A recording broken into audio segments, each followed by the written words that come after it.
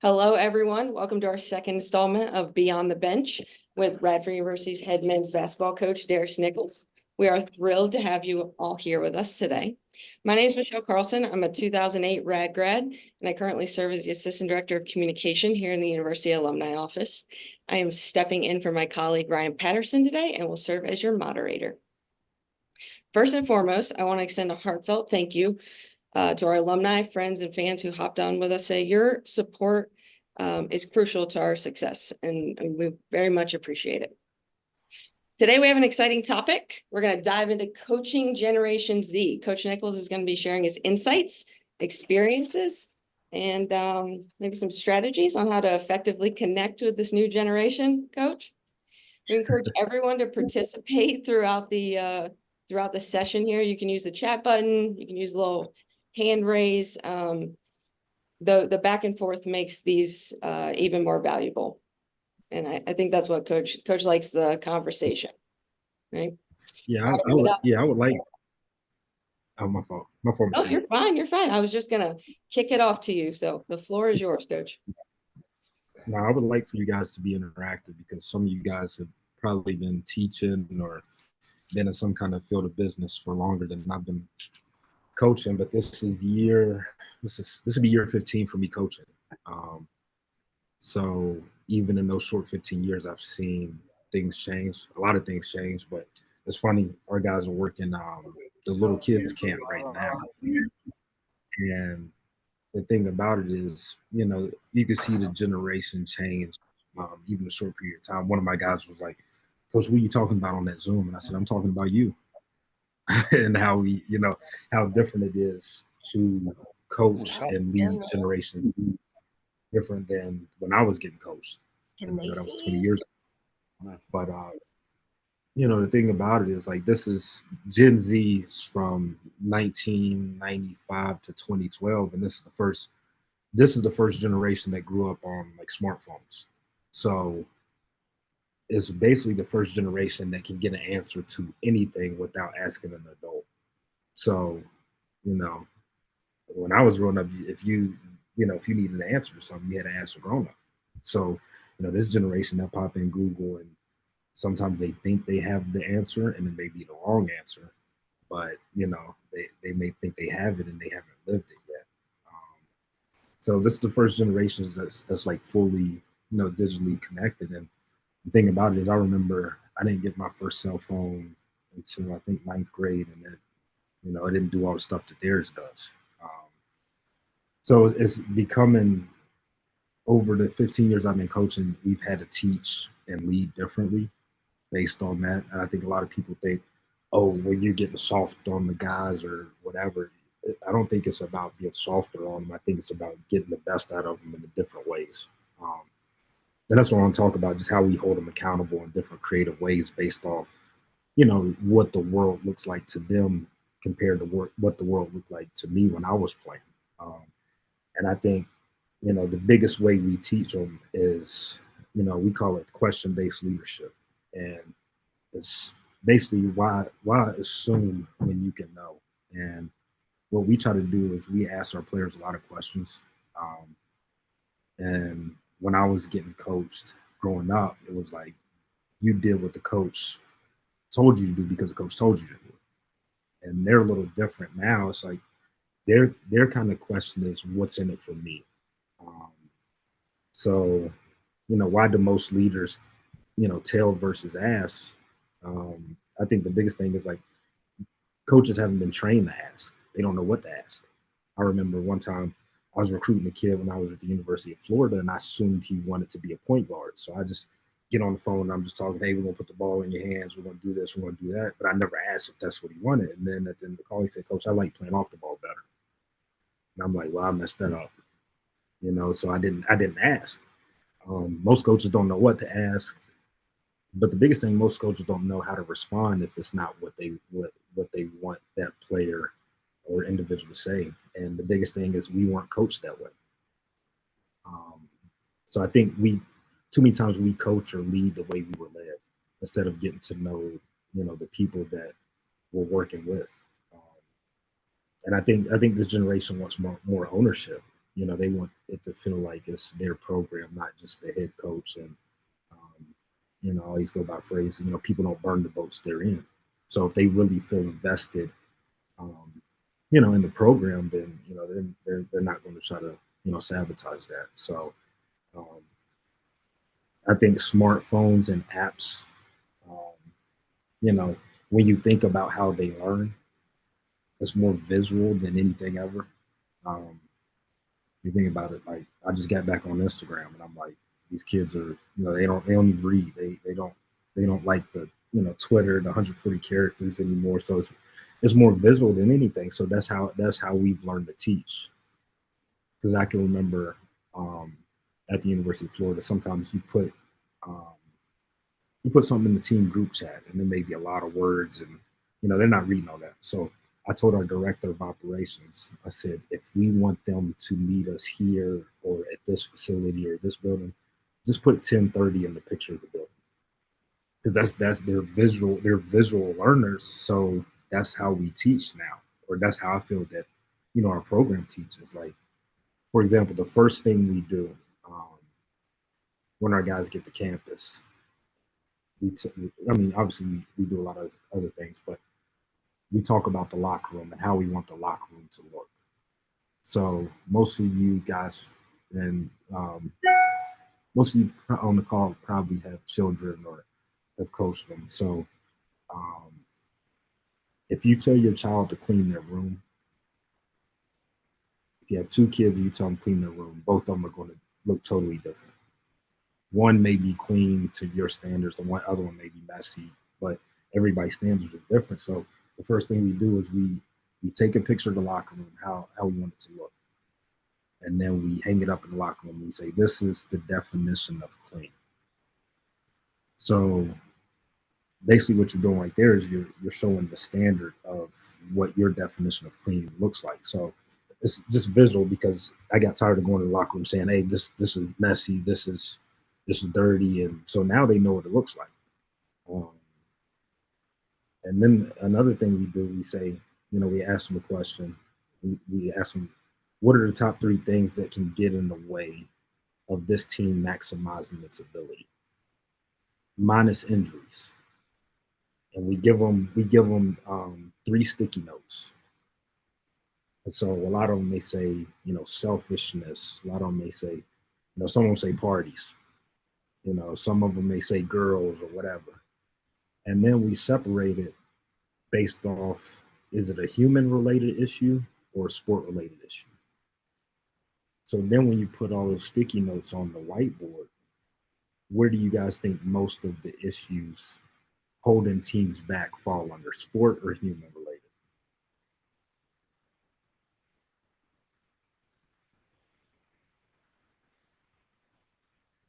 I'm going to I would say guess. human. I would guess Human human. related? Yep. So then, they understand that, okay, all of the stuff we're going through during the season or in life are usually human related. Um, the selfishness, all of that stuff.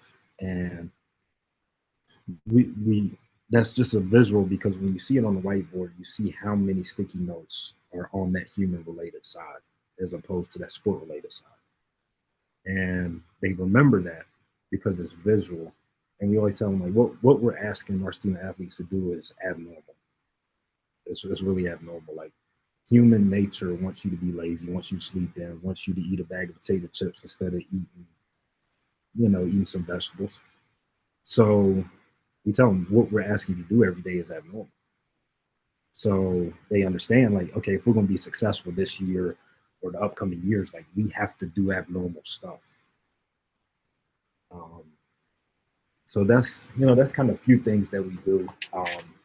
Just when we're trying to teach them, especially when we first get here, because now that the whole landscape of college athletics has changed. I have 9 new scholarship players, and some of them are 23. Some of them turn 24 in September. They're older guys, and so it's like this. Everything, I only have them for a short amount of time. So what we're trying to do is show them how to form as a team.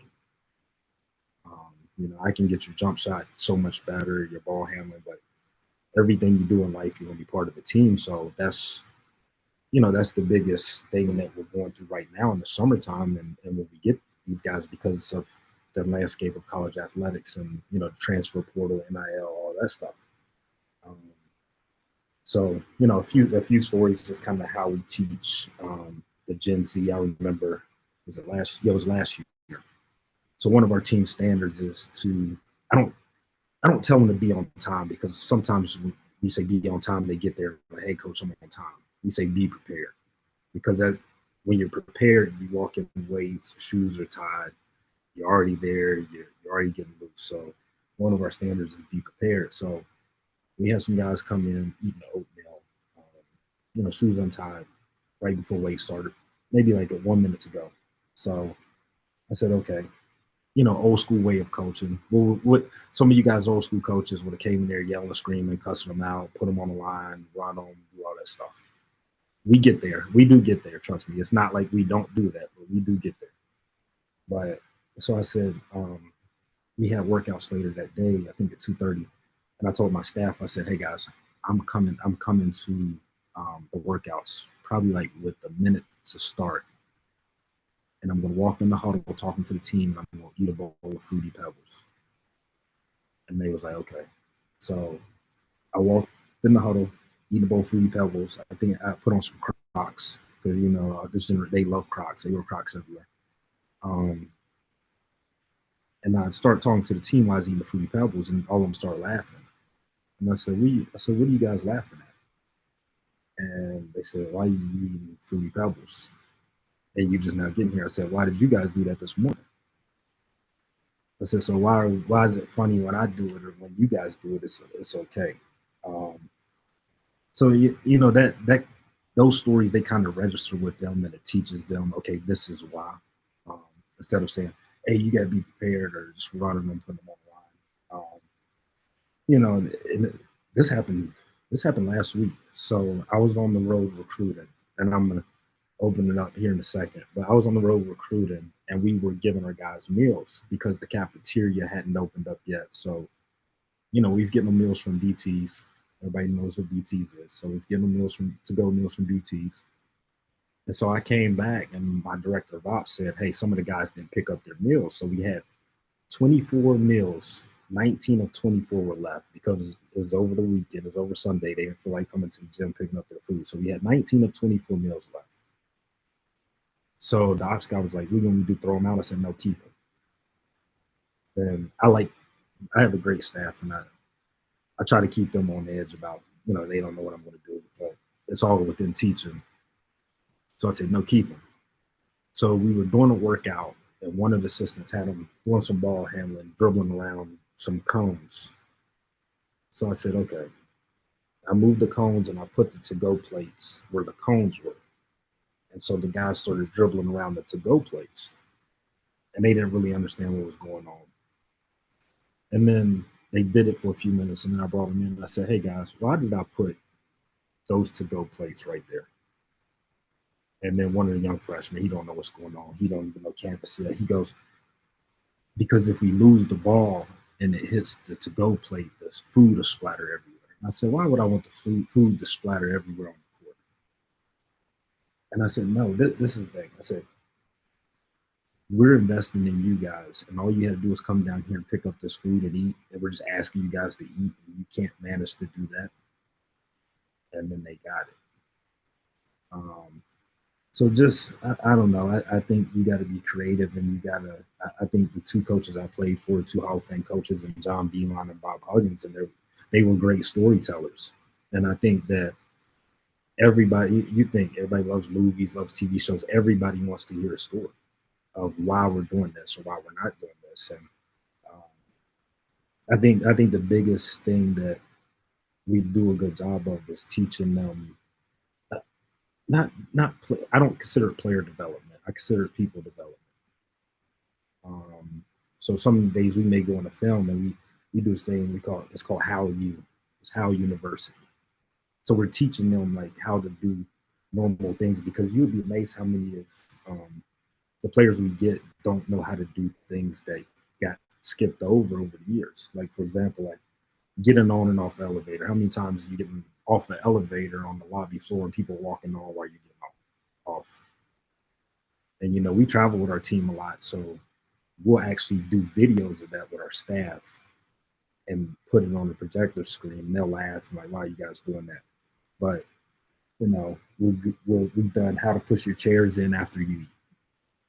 Um, the biggest thing that this generation struggles with is writing papers and emailing professors because they write how they text. And so, sometimes we may go into film and tell them to bring their phones, and we'll say, pull up your last email to your professor. And some of them, the ones I've seen, have been atrocious. One of them, I mean, so we have to teach them that, how to speak to people in the building, when you walk in the building. I think that's important. And then how to address a letter, like write a letter. Sometimes we have them write letters home, and a lot of kids don't even know how to address a letter to their mom or their dad. Um, so I think that stuff like registers with them, and there's stuff that we know how to do, but they have a skill set that we may not have. But there's skill sets that they got passed over that we never taught them. So I feel as a coach and as a program, those are the type of things that we have to educate them on. So a lot of that sounds funny, like how we teach, but like discipline side, some of you guys may say, okay, well, what do you do when you have a real problem? Like if a guy's late to class, or if a guy is late to study hall, doesn't get a study hall hours in. I've come up with my philosophy on what I think they don't like. And what they don't like is their time taken away from them. So they would rather run, because if you run after practice, you run 5 minutes, you're tired, and then you got the rest of your day. So what is this generation like? They like their time. They love their time. So we make them. So our motto is next play speed. Like if you get in trouble, or the game of life is random events. Like how fast can you move on for something good or bad? So if we have an issue with a guy coming late, we'll make them write next play speed on a dry erase board 500 times with their offhand. Second offense goes to 1,000. Third goes to, you get the point. So what it does, it takes 2 hours of your day.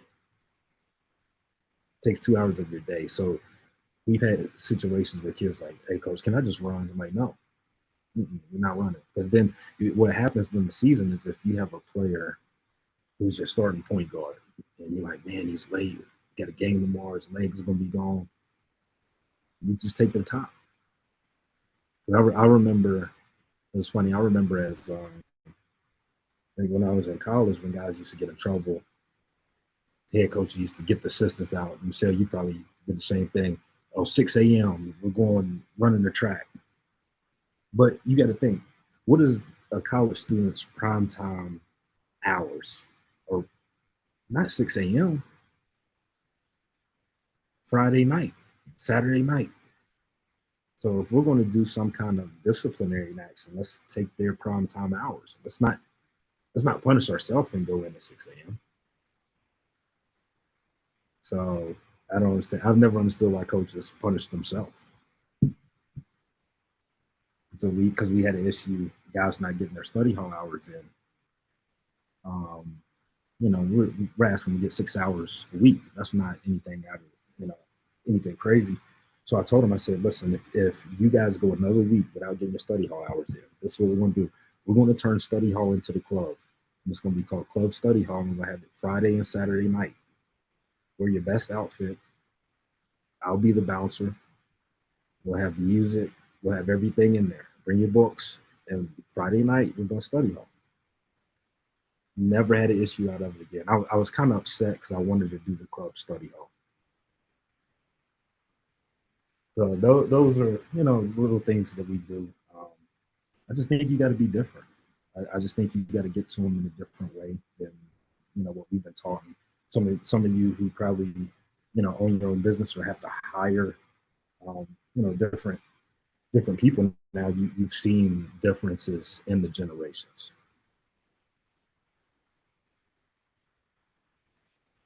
kind of ran, but I wanted to open it up for you guys if you had any questions or if you had any stories of what you've been through that could probably help us, or just what your thoughts are on kind of how we go about doing it. I got some date. Yeah.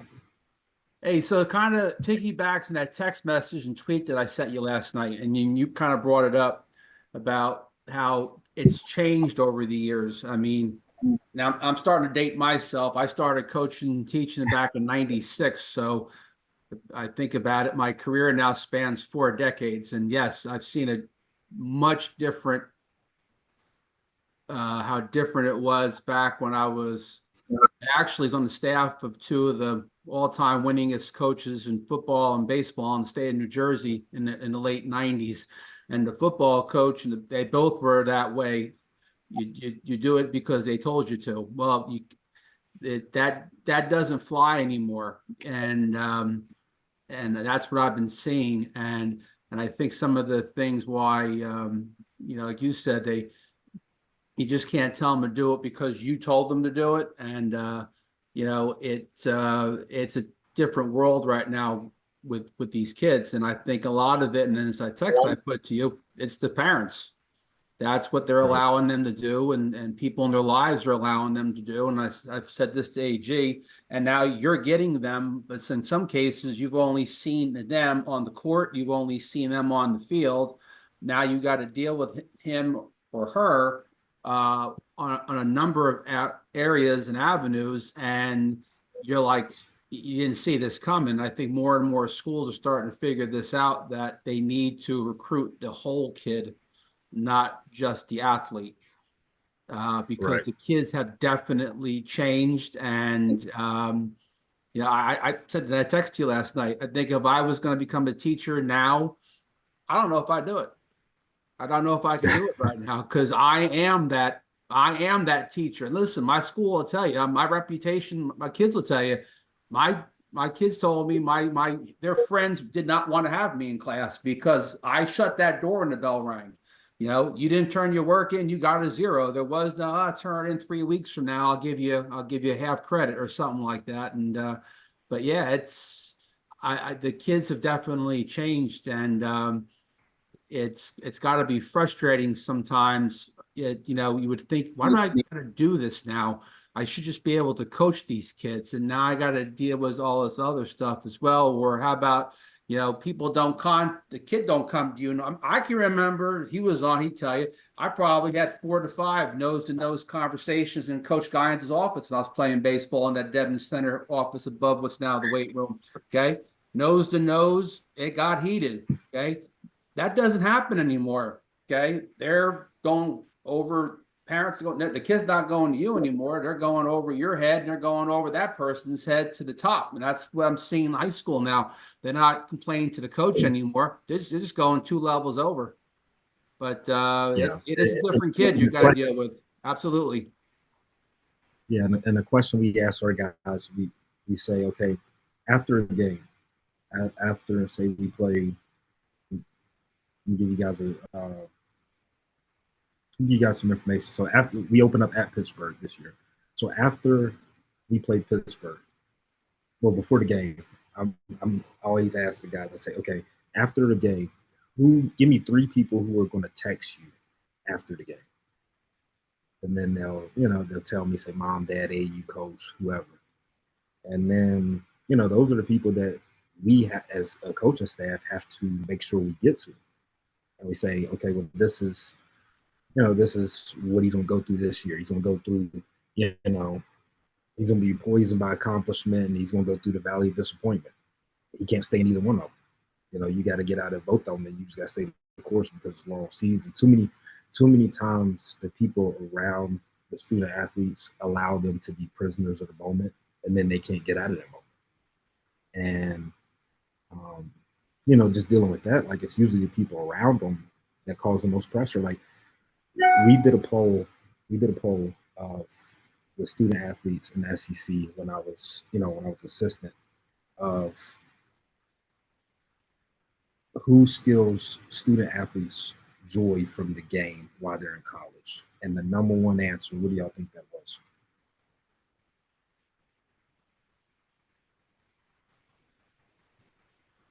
It was the parents. Just the amount of pressure that they may put on them, and what the students don't know how to do, they don't know how to tell them. They don't know how to say, "Hey, Dad, like let me run my own race." Um, you know, can you just be dad? They don't know how to say that. So then after every game, it's like, you have to hear from it. You look at your phone, you get a text. Why didn't you shoot this? And I remember I had a kid in Florida, and his name's Trey Man. He was a local kid. He's from Gainesville, McDonald's All American. Um, Imagine, being a McDonald's All American in the town you grew up in. Now you're at the university in your hometown. So, he's putting all this pressure on himself. He's got, mom, dad, grandmother, the whole city looking at him like, why aren't you doing what you did last year? And I told him, I said, have you ever seen a horse race? And he was like, yeah. I said, what's the name of the guy on top of the horse? He didn't know that. I said, a jockey, the little guy. They're called jockeys. I said, the problem is you're not ever going to win because you have too many jockeys and everybody else has got one on it. So you're running a race with grandmother on the horse. You're running a race with your AU coach on the horse.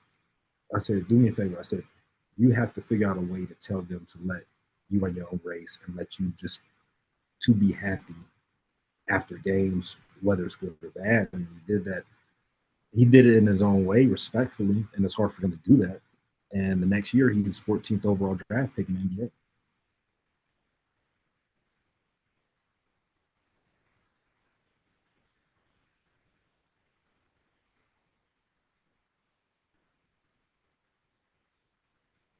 Coach, I think we got a question here in the I see. comments. Let's see. I'll read it for everybody. You mentioned that people challenges are sometimes bigger than sport challenges. Does Radford have the facilities, people, resources to be competitive with similar sized schools to help student athletes? I think so. I think that, over the last 3 years since I've been here, we've increased in that area. We have therapists, sports psychologists who come down from campus and meet with our guys. They're usually here on Tuesdays and Thursdays. So they meet with quite a few of my guys weekly. And then they even have a program for injured athletes. I think, a lot of times your identity's, tied to what you do. And so they've come up with a program for, injured athletes that are struggling, trying to get back. Obviously I had a lot of guys that got hurt for the season last year, so they utilized that resource. But yeah, they've done a good job with that, especially over the last few years. I will say I'm impressed by that.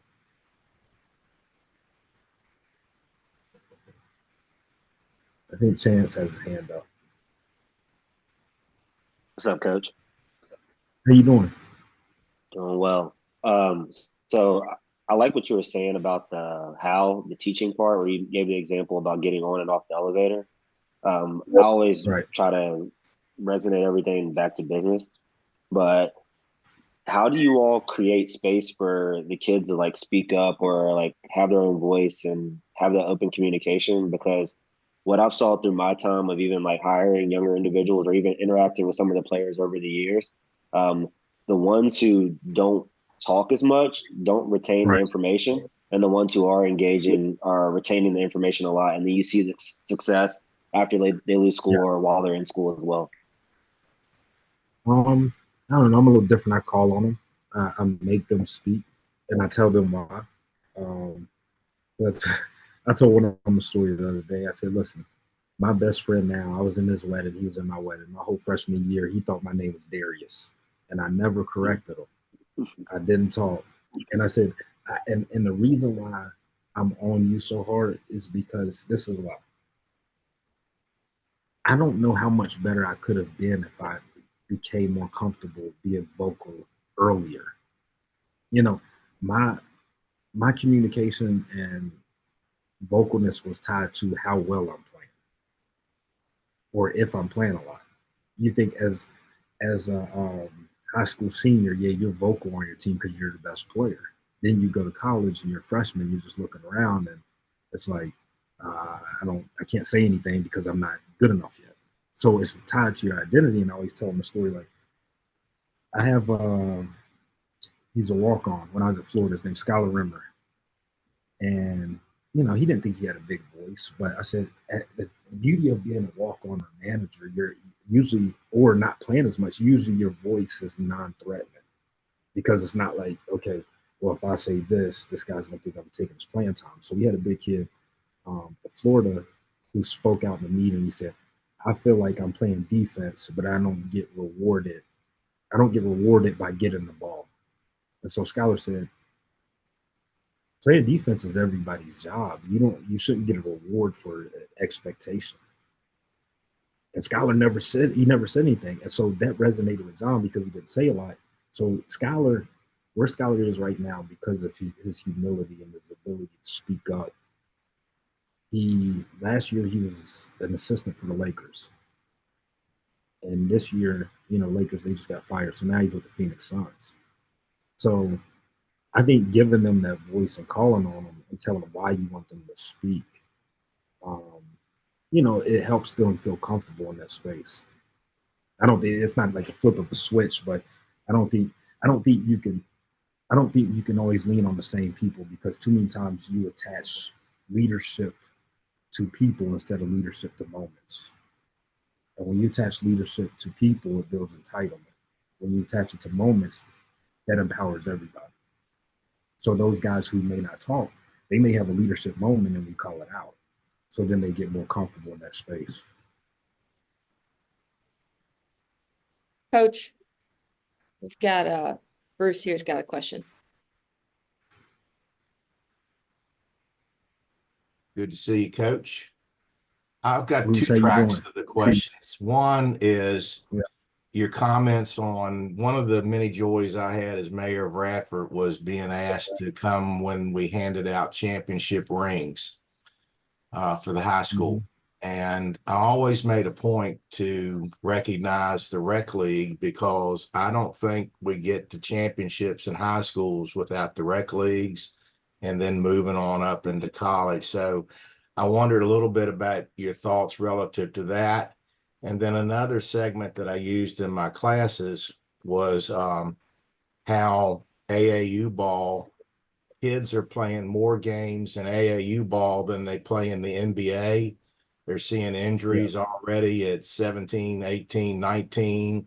So two tracks. How important is it to have rec leagues and parents that can get them to rec leagues like Donna and Bill did with you and Coach Cormody, and then how do you keep the kids from losing the fun of the game because there's so much pressure to get them to AAU so they can get the Nike contracts and the NILs and stuff like that. So I know that's got to be a reward and a challenge for you, and I'm very proud of you.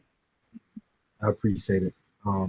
I just think that, you know, having a good rec league system is important because I think sometimes adults give children excuses not to work or not to do something. So, for example, it's like, you know, where the old rec was, I could walk. I never had an excuse. It wasn't a situation, oh, I need a ride. So I think when you have a good rec system, like, you know, the one I grew up in, it was never an excuse. It was, you know, I would go to the gym closed at 10 p.m., 11. So, you know, I would stay till it closed. So you go to the gym, if you go to a gym and it closes at 7 because, oh, you're worried about safety reasons, like what better place is it to be in the gym than, you know, hanging around on the streets? So I think the best ones don't give children an excuse. And, you know, along with AU, think about this. I remember doing car washes. I remember doing car washes to play AAU. So back in the day, you had to, you know, now these kids are getting paid to play. They're getting paid to play. We had to fundraise to play. So it was different. And I've been to a few car washes, and, you know, you go over there and you see the kids sitting down and you see the parents washing all the cars. I'm like, what are we doing over here? So we can't blame the kids. Who we blaming there? It ain't the kids' fault. That's the parents. That's the adults. Like, I think too many times we mess it up for kids. And I say adults, I'm not just talking about parents. I'm talking about administration. I'm talking about the people making all the decisions, the coaches. Like the adults are the ones that are messing it up, and we keep blaming the kids. All these kids are like this, and we're the ones making all the decisions for them. But I do believe in paying players. I'm okay with that. This is what I'm worried about, though. I remember the goal was just to make it to college. I just got to get there. I got to get my school paid for, and then after that, maybe I could make transformational money. And now it's like some of these kids, I don't want to say generational money. Some of these kids are making like transformational money in college now. So now it's a trickle down to the grassroots. And what you're going to see at some of these games is the adults acting crazy because they're hearing the astronomical numbers of a kid that's going to play football at Georgia. But he's in Pee Wee Football League in Dallas, Texas, and the coach didn't play him or the ref made a bad call. So they think that's impacting that transformational money. And that's the thing that, you know, is going to happen over the next few years. You're going to see a lot more crazy stuff going on. Thank you. Yeah.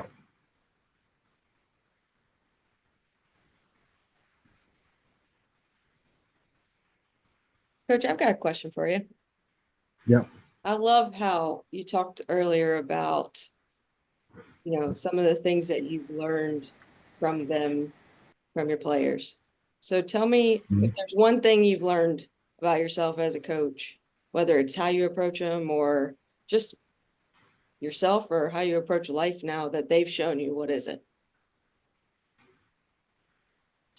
I think that when you ask them if they're okay, they're going to always say they're okay. You always have to circle back and ask them again or text them later that night. Because, I mean, they have so much stuff going on. They have so many distractions. Like, it's easy for me to say, hey, man, you okay? And then they just pass it off. And then I find out so much more information. And it's usually, you find out a lot. You find out a lot more, like when you send them a text and say, hey, just thinking about you. You okay? You didn't seem your normal self. And this is different because, you know, we had a situation last year, but then one of my players' grandfathers passed away yesterday. And so I let his teammates and his roommates, obviously, we let them know. And these guys will say, oh, I didn't want to ask him about it because I don't want him thinking about it. I'm like, he's going to think about it regardless if you ask him or not, but you got to show him that you care. And then he may lean on you for some help or whatever. So it's easy for them to say they're okay and they're not okay. That's the biggest thing I've learned. I love that. Appreciate that. Yeah. Brandon. Hello. Hey, Coach. How you doing? DJ, how you doing? Good, sir. Good, sir. Yeah, I just wanted to circle back around. I know earlier you said, obviously, as coaches, it's you all's job to form the team as soon as possible and get everybody together. It kind of reminded me of like the Tuckman model, the 5 stages of team development. And obviously, being a project manager, that's my wheelhouse, right? They do that day in and day out with various projects here. So I've always understood that the two important stages are obviously forming and the storming area. So just wanted to kind of gather and gauge, right? Like also as well, like I've coached local high school students in the areas of like wrestling and sports here in Richmond, Henrico High School. But I've noticed that to really connect with the students, it's all about like mentorship and really sharing past experiences. So I was just wondering, like, what are you all doing to kind of really connect with these players outside of, great analogies that you have here? And what opportunities and connecting tools are you all using to get everybody together? I think getting them to the point where they're vulnerable with each other. I think that's the biggest thing. Like we can have ice cream social and go eat ice cream with sprinkles and magic shell, hard shell on there, but we're not getting to know each other. And I think it's crazy because I was talking to Billy Donovan with Chicago Bulls, and he said in the climate in college athletics, it's harder than ever to develop toughness. And I said, what do you mean? He said, think about it. In the past, you had kids for 4 years. You could practice for 4 hours a day. Now it's like you may have a kid on campus for 7 months. So like you're trying to develop toughness And how do you do that with the new climate? And so for us, like it definitely changed our recruit track. Like you just got to find the toughest guys you can find and try to make them a little bit tougher. You can't say, this kid's good. I think I can get him tougher. By the time you get him tougher, he's transferred or you totally move on. So the biggest thing that I think we do is it's hard because you got 9 new guys, so you're basically like speed dating. Guys trying to get to know each other fast, and um, we spend a lot of time. We ask each other a lot of questions. We have the guys get to know each other's parents and their past experiences, but we also try to put them in tough situations. But I think the biggest thing is them knowing we care about them as people. Because I think, their identity is just tied to their sport. So then once that doesn't go well, it's really bad. But, the summer, at the end of the summer, we're going to have them do a cookout and everybody has to prepare a dish. Now, I don't know if I'm eating it, but everybody has to prepare a dish.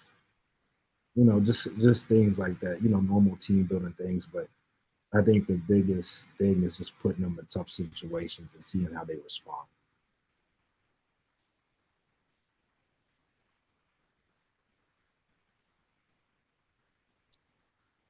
Oh, go ahead, Greg.